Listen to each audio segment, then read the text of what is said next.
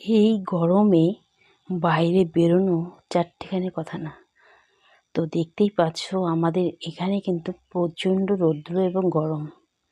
তো পাশের বাড়ির মামি, তো এই মামির সঙ্গেই আর কি গিয়েছিলাম একটু বাইরে কাজেই।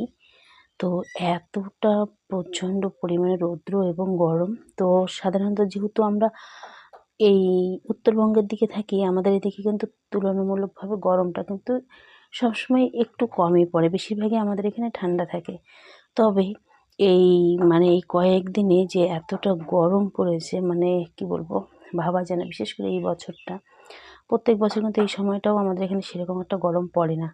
তো বেশিরভাগই কলকাতার ওদিকটা এতটা গরম থাকে, তো আমরা তো এরকম গরমে অভ্যস্ত নই। তাই জন্য এত গরম, চারিপাশটা দেখো রৌদ্রে ঝলমল করছে, আর প্রচণ্ড রৌদ্রের তাপ।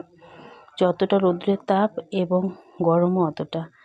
তো এই গরমের মধ্যে গাড়ির মধ্যে ঠাসাঠাসি করে বসাটাও কিন্তু বিশাল একটি চাপের ব্যাপার।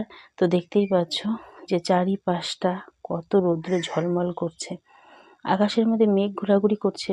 কয়েকদিন ধরে কিন্তু প্রচুর বৃষ্টি হচ্ছিল, এখনকার ওয়েদারটা এমন হয়েছে, যখন বৃষ্টি হচ্ছে তো হচ্ছেই প্রচুর পরিমাণে, আর যখন গরম হচ্ছে তো হচ্ছেই। আমাদের ওয়েদারটা এখন একদমই আলাদা হয়ে গেছে, আগের মতো নেই। যখনকার বৃষ্টি তখন কিন্তু হচ্ছে না, যখনকার গরম তখন কিন্তু হচ্ছে না।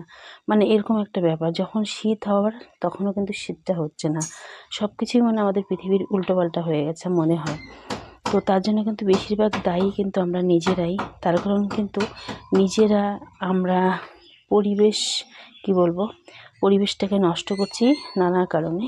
তো দেখতেই পাচ্ছ যে গরমের মধ্যে কিন্তু আইসক্রিম খেতে ভীষণই ভালো লাগে, যেহেতু একটু ঠান্ডা ঠান্ডা আইসক্রিম। তো প্রচণ্ড গলা শুকিয়ে গেলে কিন্তু আইসক্রিম কিংবা ঠান্ডা জাতীয় কোনো খাবার খেতে কিন্তু ভীষণই ভালো লাগে। যাই হোক, যে আমরা কিন্তু পরিবেশটাকে প্রচণ্ডভাবে আমরাই দূষিত করছি, তো যার জন্যই এই অবস্থা। তো সত্যি আমরা প্রত্যেকে যদি সচেতন হতাম, পরিবেশ যতটাই আর কি দূষিত হোক না কেন, নানান রকমের কলকারখানা বেশিরভাগ তৈরি হচ্ছে, বিভিন্ন রকমের গাছপালা কেটে, আমরা যদি প্রত্যেকেও যদি কিছু কিছু গাছপালা লাগাতাম, তাহলে হয়তো পরিবেশ কিছুটা আর কি বাঁচত আগের তুলনায়। যাই হোক, আমরা কিন্তু এইসব কাজকর্ম কখনোই করি না। আমরা সবসময় নিজেদের নিয়ে প্রচণ্ড ব্যস্ত, আমরা কখনোই সবার কথা এবং পরিবেশের কথা কেউই ভাবি না। যাই হোক, আমরা প্রত্যেকে কিন্তু দৈনন্দিন জীবনে এতটাই ব্যস্ত থাকি যে কোনো কিছু ভাবার আর কোনো কিছু নিয়ে আর কি আমাদের সময়ই হয় না কারোরই। তো দেখতেই পাচ্ছ কয়েকদিন আগেই যেরকম বৃষ্টি হয়েছিল, রাস্তার মধ্যে কিন্তু কিছুটা জল জমে আছে। দেখতেই পাচ্ছ যে জলও জমে আছে রাস্তার পাশে। এটা হলো আমাদের পাড়ার প্রাইমারি স্কুল। তো দেখো, গল্প করতে করতে কিন্তু একদম কি বলবো, সেই প্রয়োজনীয় কাজ সেরে আবার সেই বাড়ির সামনেই চলে আসলাম, আমাদের পাড়াতে। দেখতে পাচ্ছ আমাদের পাড়াটা, এটাই কিন্তু আমাদের পাড়ার সামনেই আমাদের বাড়ি। তো প্রত্যেকে ভালো থেকো এবং সুস্থ থেকো। টাটা।